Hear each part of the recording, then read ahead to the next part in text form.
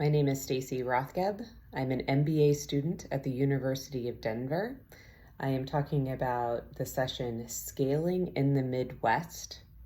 This was a panel discussion that was facilitated by someone who has worked with venture capital firms and had three entrepreneurs from the Midwest talking about different industries and how they maneuvered a startup in our central states instead of the coastal states. So it was very much a comparison of the challenges of and benefits of doing startup work in the Midwest versus, say, California or New York.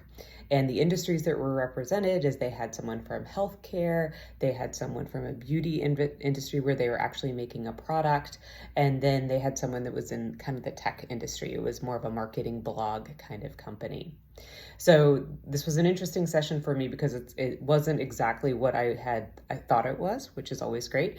I'm doing a lot of work right now related to incentivizing rural community in business growth in rural communities. So I erroneously thought when they said Midwest that we were talking about rural communities, but all these folks were in significant sized cities in the Midwest.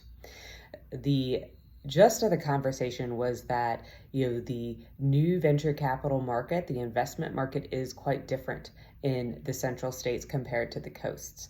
And the main differences I heard were that the funding is less and the expectations of growth are slower. And it was interesting for me to hear that was considered a benefit, because instead of a grow fast, fail fast mentality, that there was more investment in that more methodical, sustained, steady growth and long-term success.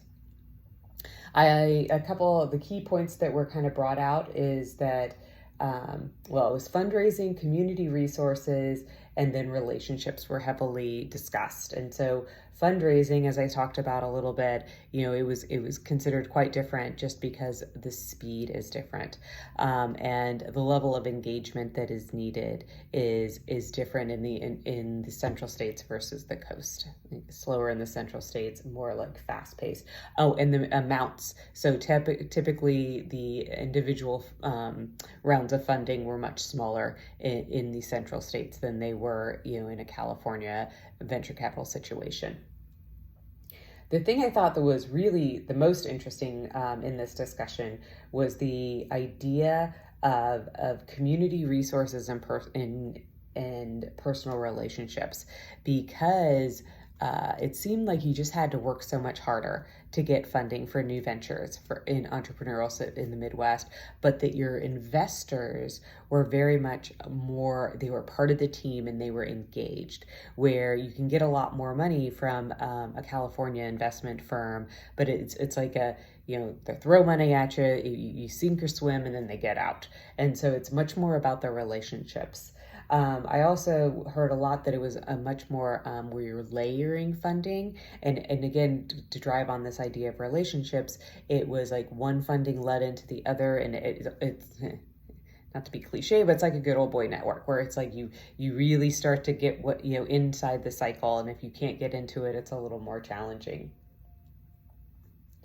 I would say some big takeaways for me personally is that, as I said, I deal a lot with startups, and I was looking for something with how you incentivize in more rural communities instead of, just the Midwest in general.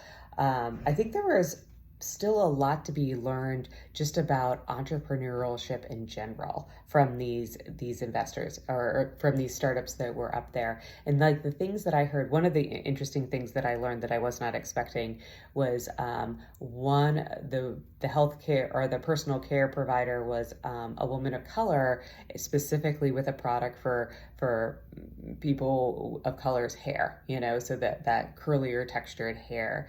And it was interesting to hear how she was very targeted in who she went after for funding, because if it was not an investor of color, she had to spend so much time explaining why this was a need and what the value was, that it wasn't a good use of her time. And so when it was a more similar demographic, that she was working with, it's like she got to skip that whole step and it was immediately talking about what the business was. An interesting question that I, now thinking back, wish I had followed up is like, I wonder if, if it was different nationalities, if they run into different challenges, or if this is just very part of our cultural challenges with people of color. So that was my perspective, and how does this impact me? I would say how this impacts me is that, I I actually saw less differences than I anticipated. And I would love to, my follow-in activity is I want to do a comparison of startups in cities versus rural. Because as I said, that's what I was kind of going for. I think it makes sense in that, the idea of central states, Midwest versus coastal states, that, it is harder and more challenging, and the amounts of less of funding. But I think it doesn't really get at to what those challenges we need to face for folks in rural communities.